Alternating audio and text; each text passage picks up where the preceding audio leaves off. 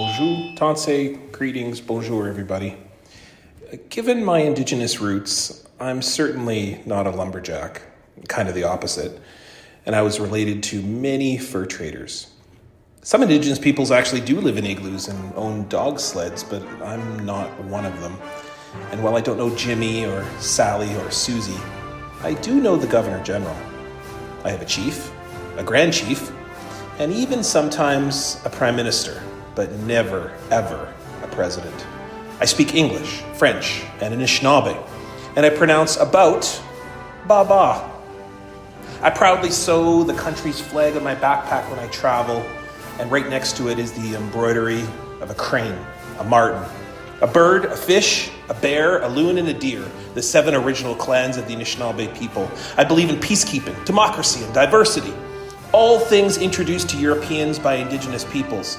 And I know that assimilation was the mantra of people who tried to exterminate my nation.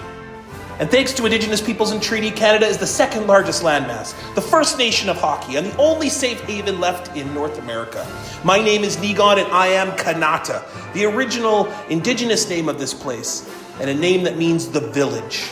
In a village, you're never alone. In a village, you share. In a village, you fight off invaders. I am Kanatian!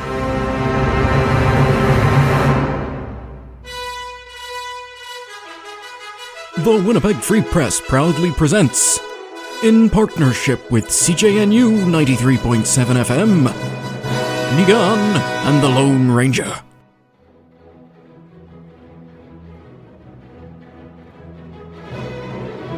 Here are your hosts, Niigaan Sinclair and Dan the Lone Ranger Lett. Welcome to Liberation Week here in Canada, as we are finally able to acquiesce and become the 51st state here at the Niigaan and Lone Ranger podcast. And if you're still listening, I'm impressed. Welcome, Dan. I have had, I wrote a piece on the weekend about how, Canada and the U.S. were kind of like long-standing lovers. And, Canada has called the U.S. for dinner. And said, look, I'd like to say it's me, but it's not, it's you.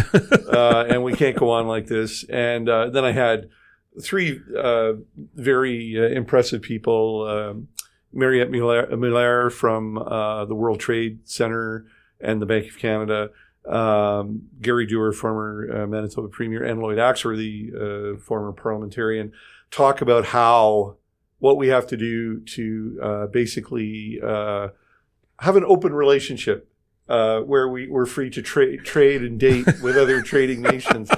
Anyway, so polyamorous vision. That's right. And I got a really good reaction to the piece, but I did get a couple of people who said, "Oh, for sakes, write about something else." I'm so tired of hearing about Trump and Carney and Polia. It's like, well, buck up. Well, you know what, Dan? Are you feeling the love? Are you feeling the attention? Because every federal leader wants to come to Winnipeg, it seems. It seems like everybody is making this the campaign stop. In the past, I don't know, been 3, 4, 5 days? We've seen everybody. Everybody's coming. I think it is so adorable that you think that they love us. Honestly. I described it on a TV show today. I said, we are the borderland between conservative and liberal, and Winnipeg is the center. Yeah, but I wish that was the case. And I mean, no, right. it is the case. I think it sounds way better than anything you guys have to say. However, here's the thing that makes me sad. It's that we are usually so devoid of attention. We're like that person who's so excited that somebody finally looked at us. Yeah. You guys are the glass half empty duo over there. No, listen, they are all, it's a box that's been checked. Been there, done that. Nobody can accuse us of not visiting everywhere in the country. And, I think outside chance that we see any or all of the 3 of them one more time, I think you could definitely see Jagmeet Singh. I was going to say, we are the, in Titanic, the door, that you're just floating on and holding on for dear life after the Titanic. That's Manitoba for the NDP. Yeah, that's Elmwood Transcona. Elmwood Transcona might be Leonardo DiCaprio in this scenario. Yeah, you know, like it's I don't think that their appearances in Manitoba this week were particularly representative of anything other than, you know, they like to kind of, you know, hit all the time zones and all the postal codes, but you know, more will be revealed later, you know, as the campaign goes. Polls show the Liberals with a roughly an 8-point lead, 7 to 8 point lead in most poll trackers that measure poll results over several days, which you have less poll shock when you track trends over several days. The seat projections have put, I believe, CBC and Nanos have a better than 90% chance that the Liberals win the election and win it with the majority, which is so hard to believe at this point. You know, I think the race may tighten a little bit. I think the Liberals have to be concerned if the lead gets any bigger because then people won't come out to vote. There'll be some apathy. They'll just think, I'm not going to vote because Niigaan's going to vote for the Liberals. So I'm and there are some ridings or perhaps that would work. There is a fascinating, I wrote about this in my newsletter. That's shameless self-promotion, Bedajmoen. Everybody can free sign up on the Free Press website. Dan also has a newsletter too. What's the name of it, Dan? Not for Attribution. Not for Attribution, of course. Yeah, it's not everybody go check it out. It's a great... It's not nearly... It doesn't have a romantic... We don't do enough self-promotion, just generally. But anyways... I thought you did enough of yourself for the both of us. Anyways, in my newsletter, I talk about... Have you written a book lately? That's enough of that. Okay. I point out that there's a really fascinating report issued by the Assembly of First Nations, which said that 36 ridings, there's 343 up for grabs this federal election, 36 of those have a percentage of First Nations voters which is larger than the vote spread from the previous federal election. In Winnipeg West, the battle between Marty Morantz with the Conservatives, Doug Olofsson with the Liberals, there's only a 1% spread, 24 votes famously last federal election. But there is 3% in that riding First Nations voters, and who knows how many Métis Inuit voters. Now, we know that that's a very progressive riding, had famously provincially voted for Logan Oxenham in a portion of that riding. So there is a very set of progressive. There's also a real keen awareness around healthcare because of the hospital that's in the area. If you were to somehow mobilize that vote, you've got some interesting trends happening within Winnipeg West. And I just bring that up only because in this election, this 3% might matter. No, I mean, I think there's going to be some super tight races across the country that determine, the polls at this point are very broad strokes. It's going to come down to getting out the vote. I still think the Conservatives think that there are untapped, non-traditional voters, people who don't vote, who could maybe be convinced to come out and, like St. Patrick, rid the country of snakes, Liberals, stomp them out. It's going to be, election night is going to be fun to watch and to see what happens because I think there's probably, at least, there's probably going to be some curveballs. Yeah. Why aren't we doing a live taping? Adam? That's a really good question. A live 24-hour-a-thon for the federal election. I could just see you, Dan. You'd bring in the donuts. You'd bring in the pizza. It'd be good times. We'd do a lockdown, just like during the Manitoba budget. You'd have a great time. Sleeping bags. S'mores. Somebody has to bring the Crown Royal Special Reserve. Oh my gosh. Okay. All right. Now we just go over the line. So now it's time for you to tell us who our guest is. That brings us to, we have a very special guest this week. Long-time readers of the Winnipeg Free Press will know that many, many moons ago, we had a Manitoba legislator, correspondent, a reporter who started her career in many ways with the Winnipeg Free Press. After 17 years, went on to work for our colleagues over in the Canadian Press, which for those of us in the biz know that it's kind of the national set of reporters that work, that we oftentimes publish or partner with. And she's now located in Ottawa. It's Mia Rabson's going to be joining us this week. And I know that you have a long-standing relationship. You used to be duty editor for Mia. I used to be the assignment editor when Mia was first starting out as a political reporter. And whatever good she does, now I'll take credit for that. Whatever she's bad at, I blame on other editors whose names shall not be mentioned. So. It's convenient that I'm still around and they're gone, so I can say these things. And the self-promotion continues. You want a different kind of history? Get your own podcast. Bitch. Right. Oh, my God. All right. Well, let's join our special guest for this week to talk federal election, to talk about Liberation Day, Mia Rabson.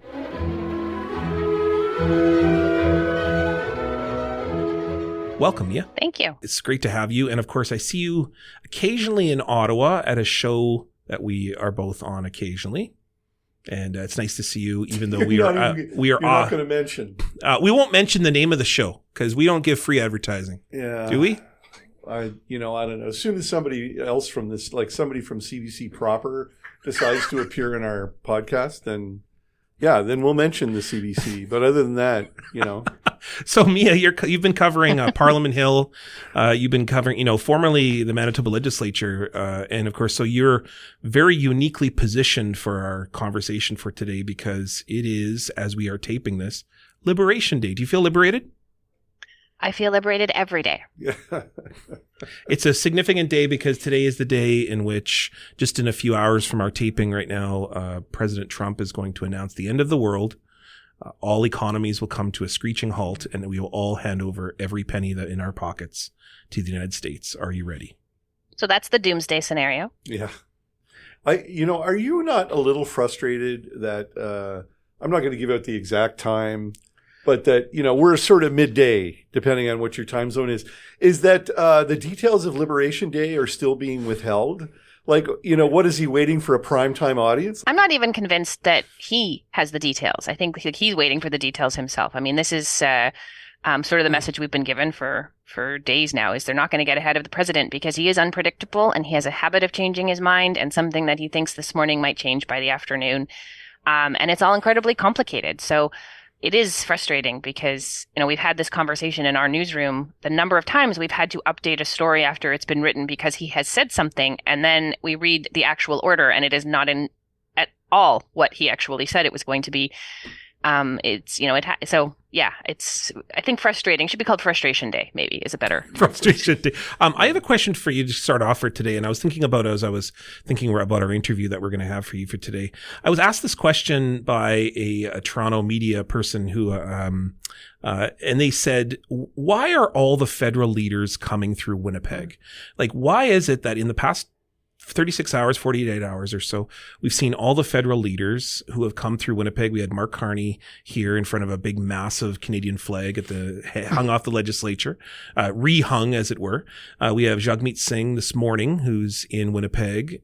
We just saw Pierre Poilievre just a short while ago. On the weekend. Why is it that all the federal leaders are coming through Winnipeg, which seat-wise isn't probably going to make or break this election, but they're still coming through Manitoba? I think it's for a couple of reasons. One, they want to represent the entirety of the country in their tours. They want to show up. They want to look like they are campaigning everywhere. And if there is a place in the prairies where campaigning could make a difference to them, it is Manitoba. The seats in Alberta and number of seats in Alberta and Saskatchewan that are sort of in play are very, very small. Some polls would suggest there's not very many seats actually in play in Winnipeg, but they're probably closer to being in play than in the rest of the country, or at least, the rest of the prairies. For the NDP, it's a big deal. They have now this is now going to test my very specific Manitoba knowledge here, but the NDP have at least two, maybe three. At least two. At least two. I mean, one is almost a certainty, Winnipeg Centre, and then there's right. Transcona Elmwood, which is a Blakey riding, that's up for play. And then kind of a couple other ridings, which are potential. And then, of course, there's Churchill. Yeah. And I mean, Churchill is always a unique riding in terms of it doesn't necessarily, polls are very difficult to determine what happens in Churchill. It's a very local local race, we know that.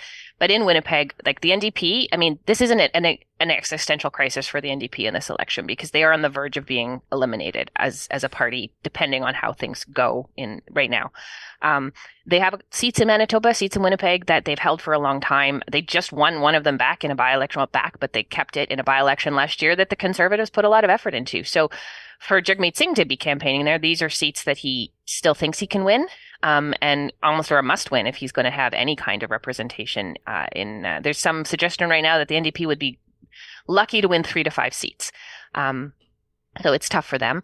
The Liberals want to pick up some seats in Manitoba.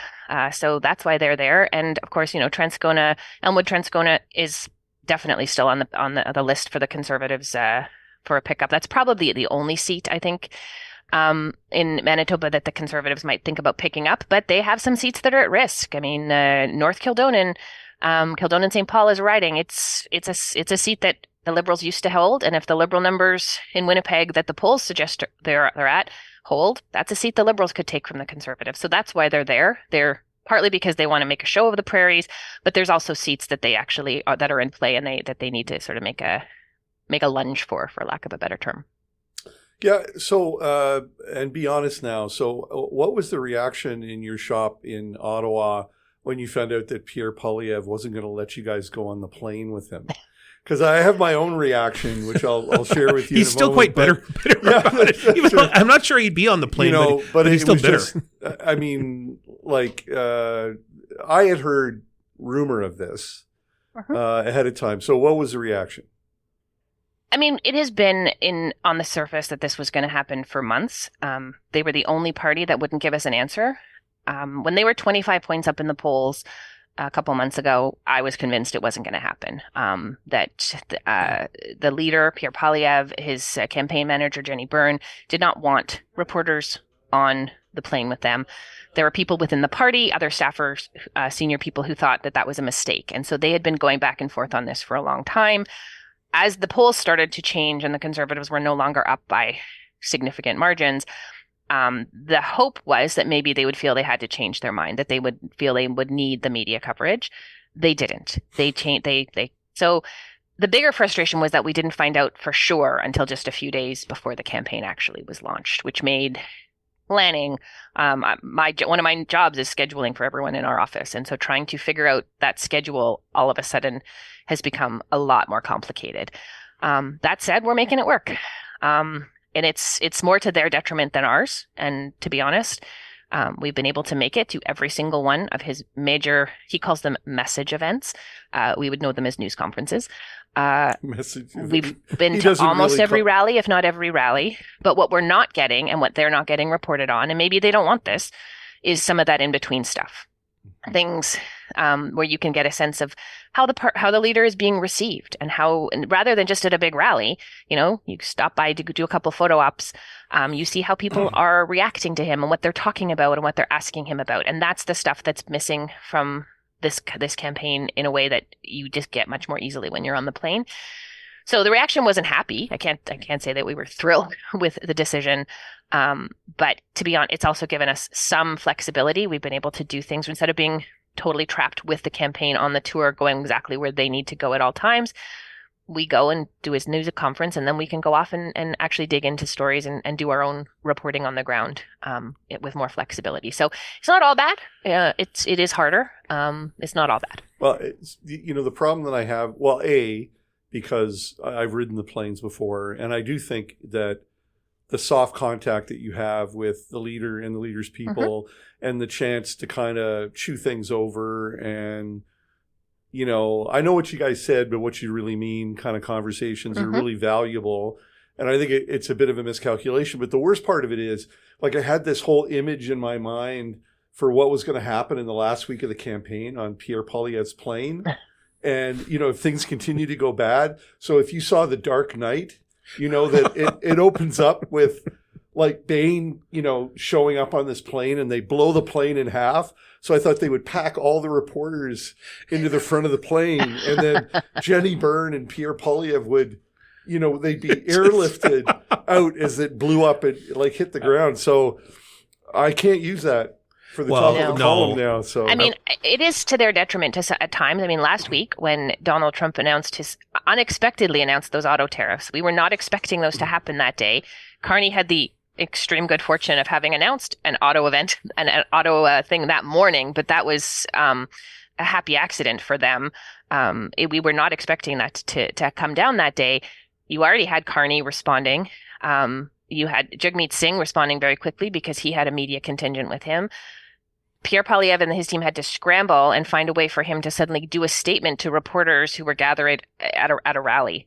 And it was not everybody was even going to be there, so it was later than others. There weren't necessarily as many media there as they would have been if they were on a plane. So it is to their detriment at times. But like I said, we're making it work. It's got its ups, it's got its downs. It's got to be also like a self-fulfilling prophecy to say, well, the media is a problem, and then create situations in which the media has deep problems to cover you.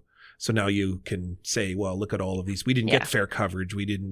Well, the fact is that they weren't with you. And one of the main problems I've heard is that when you don't have media with your campaign, they have to constantly try to catch up, find even basic things like parking, which can delay you from being able to attend an event. And then also finding a place to write, not being on the bus is almost impossible to be able to if you're on the road. I don't know if the regular public kind of knows about the things that media have to do kind of on the road and how that delays you. Probably not. And I don't know that the public cares that much about those kinds of details, except that when they want to know what's happened on the campaign, if they go and they might not have access to the Conservative announcements or details or news as early as they would if it was done another way. We've had to tag team a lot more than we would have. So, I mean, we're using up more resources just to cover that campaign. It's a little bit. I've described this campaign. Usually, I call the election as our Super Bowl. It's really more like the Amazing Race right now. It's just from one map spot to the other. It's a lot. We spend a lot of time every day trying to figure out how we're going to cover it, which we just don't have to do with the other campaigns. Better than Survivor, I suppose. But now this is the $1 million question. I think everyone's asked. Everyone asks everybody else. It seems like on every show I'm on, this is the question that comes up every time. How much is Carney's lead, small that it may be? We've had Eric Grenier on the show a few times. And one thing that we're sort of suggesting, or that we've had suggested to us, is that we're looking at about a 5 to 7% lead probably for the Liberals, which then turns into, I've seen as high as 195 seats. 200 plus now in the Nanos. Potentially 200 according to the Nanos. How much is that Carney? How much is that Trump? Or obviously the answer is probably a mixture of the two, but is it increasing? Like, have the Liberals peaked? That's really, I think, the question, because is the Donald Trump show ever going to get stale before the federal election? No, that part I can say is not going to get stale. Prime Minister Carney managed to win the first week of the election because of Donald Trump. He had Carney, he's not a politician. He's still learning as he goes. I have said a few times they made a strategical error by not putting him out in front of the media and doing more scrums and media avails during the leadership when the stakes weren't that high for him, because he was clearly was going to win that. And that never really seemed to be that much in doubt. Now he's doing it in real time, and he's stumbling and he's having trouble. But every time he gets into trouble, in comes Donald Trump, essentially to save him.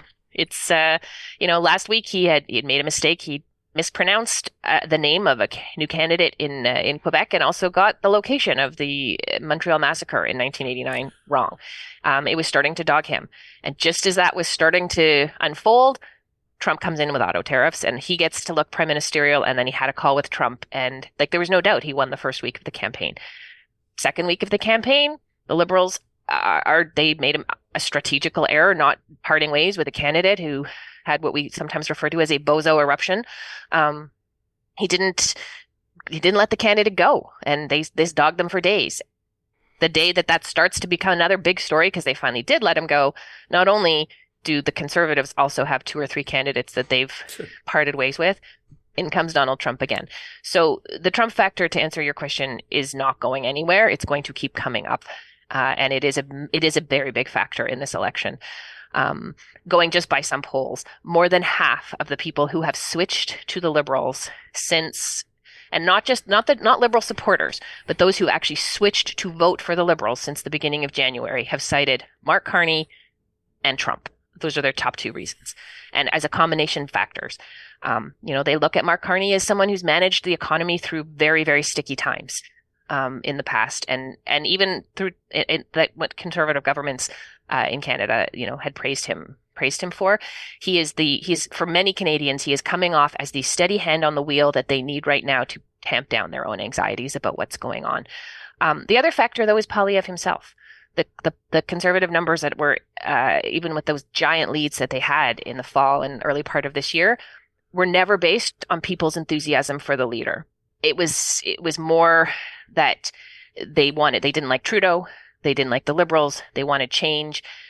They now get change without having to leave the Liberals, and the enthusiasm for Poilievre is still it's sort of right where that base number. The Conservatives always have about a 30 to 35% base number, and that's where the enthusiasm for Poilievre always was and still sits. So it's a combination of all of those factors.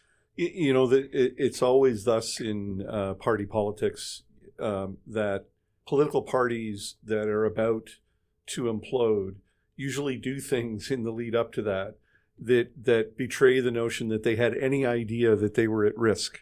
And, I think back to, this is, we're digging, but, in the 99 election that Gary Dewar won, the Progressive Conservative Party spent $1.5 million renovating their headquarters on Kennedy Street and finished the renovations like 45 days before the election, not reading the writing on the wall.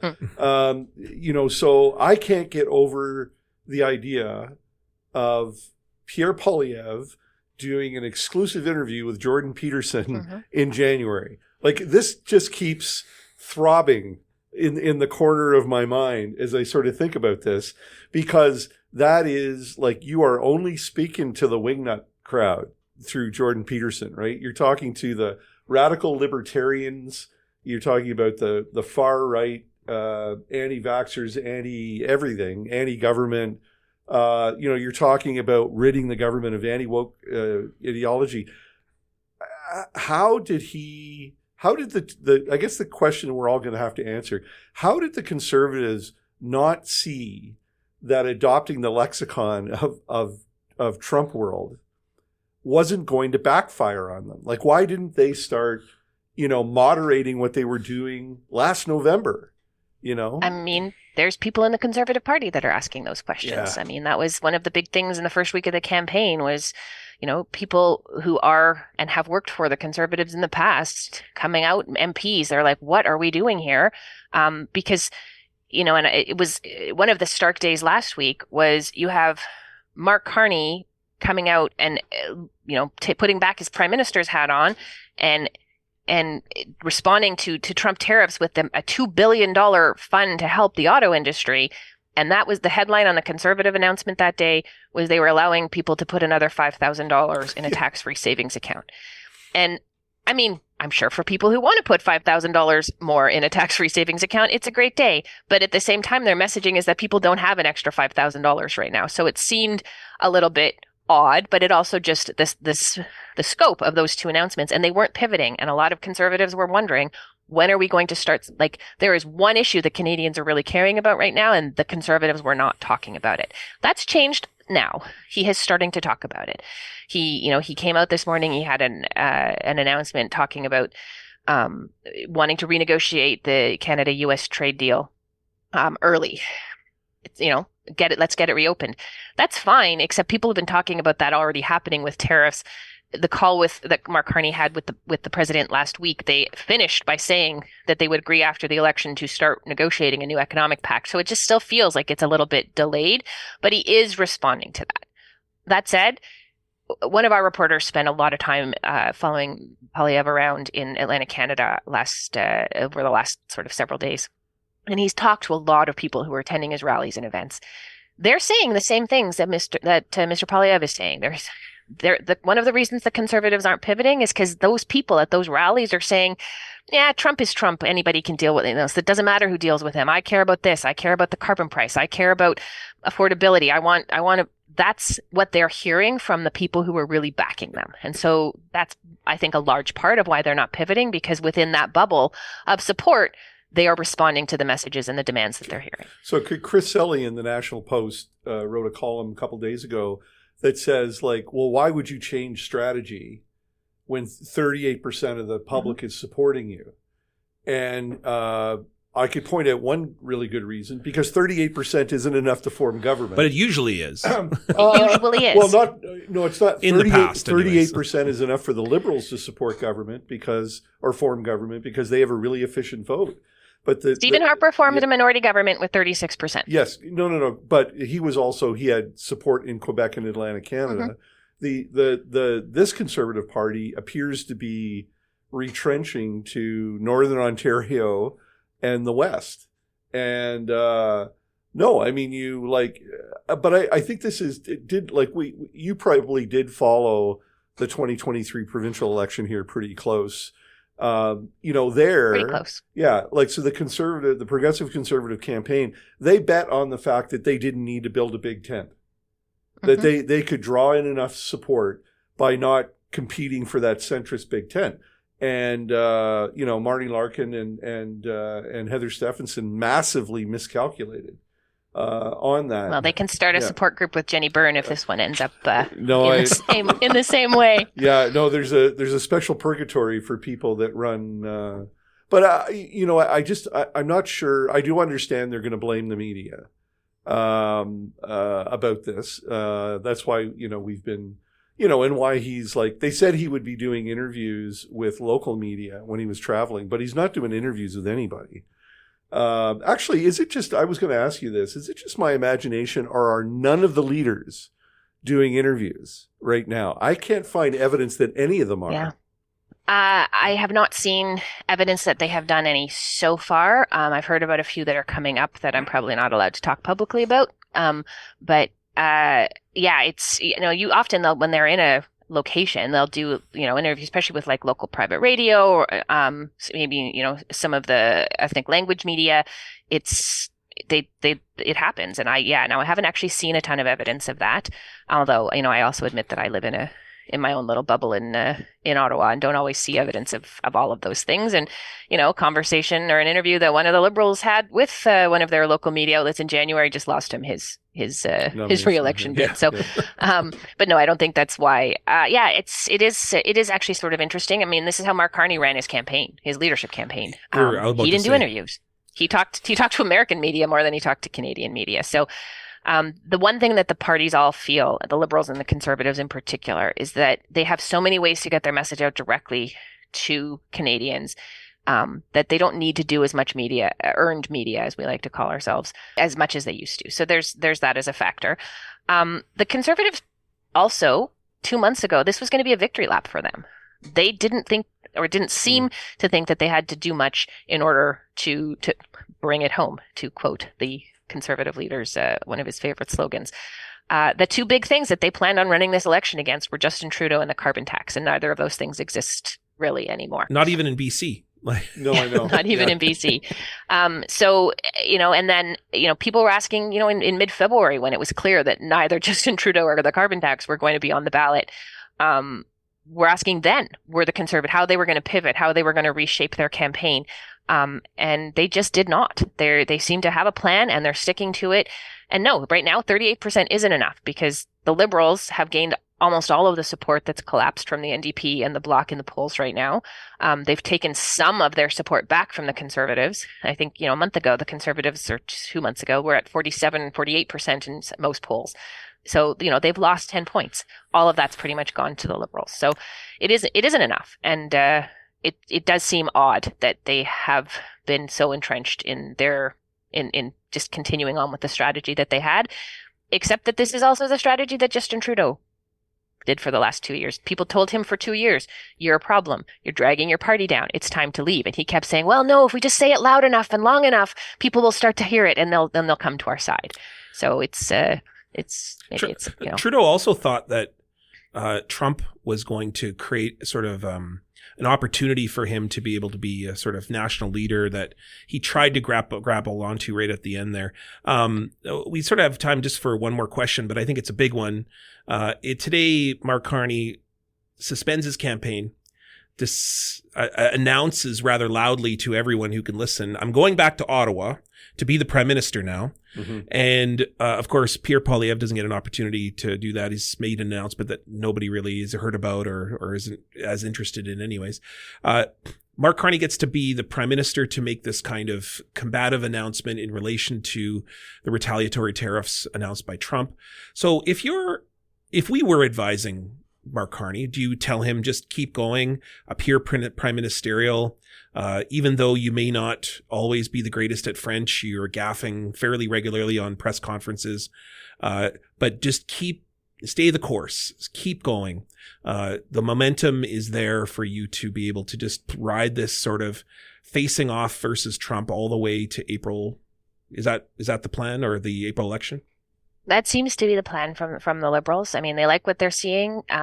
I think that Mark Carney went into this leadership race, and then this election, he knew that this was a possibility. They were seeing signs that this. I don't think Mark Carney would have entered that leadership race if he didn't think he could win it, but also could then go on to win the federal election, because he didn't necessarily do this so that he could become the shortest-lived prime minister the Canada's ever had. He, I think, knew that this was a possibility, and this has been their strategy all along. I would be fascinated if I had a time machine and could live back if Carney hadn't come in, and if we were living through this with Justin Trudeau, where would we be at? Or Chrystia Freeland. Would the Liberals be doing just as well? Is it that there is clearly a Carney factor there that Justin Trudeau would not have been able to play? I mean, Carney is a change. People want change, but for many of them, Carney is enough of a change for them to switch or come back to the Liberals. So why would the Liberals change things up right now? It's working for them. So I think that's why the question for the Conservatives, if it's not working for you, why are you not changing things up? Well, I can't say thanks enough for taking time out of your very busy day, particularly today, because today is in the media world, as we say, a very full news desk. Full of different demands in your time. No doubt your phone's going to be exploding for the second you turn it back on. That's just a day that ends in Y these days. Yeah. But big Miigwech, thanks for appearing here on the Niigaan and Lone Ranger podcast, and for coming back to the Free Press. Yeah. Anytime. I'm always happy to be from. I play up my Manitoba background on an almost daily basis. You can ask my colleagues. So the best parts. So Miigwech. Absolutely. Absolutely. Thank you. Thank you for having me. Miigwech, everybody, for listening to the podcast this week. We want to thank our great friends, our colleagues over at the Winnipeg Free Press, Paul Smith, editor, Wendy Sawatsky, who's constantly working with us to get this up on our website. And we'll see if we're all here next week. Dan, do you think we're going to be here next week? I do not believe the end of the world as we know it will come next week. As a matter of fact, I'm heavily, wagering on the over/under that the country will still be here. But cars will be $2.5 million to buy, and coffee will be impossible to purchase. Chocolate will be off the shelves. I just want to say right now, you know what is a really bad idea that I'm currently involved in I want to hear this. Spending the whole day reading news from the United States, and then at night I'm rewatching The Handmaid's Tale. And so, which is a great show with a very strong Winnipeg connection that we'll talk about in some future. But it's like I'm not sleeping at all now. When Margaret Atwood wrote that, she didn't intend for it to be a handbook. Yeah, it's coming across like a really stylish documentary.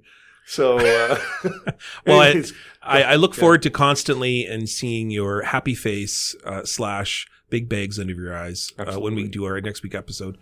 Big Miigwech to everybody for listening this week, and thanks so much. We hope that you're all here, and don't dig your bunkers just yet.